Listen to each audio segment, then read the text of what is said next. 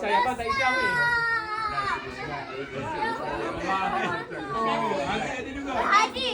Tunggu. Kalau Umi boleh. Kita balik bawah. Jalan je lah. Potong kek. Banyak kata jalan balik.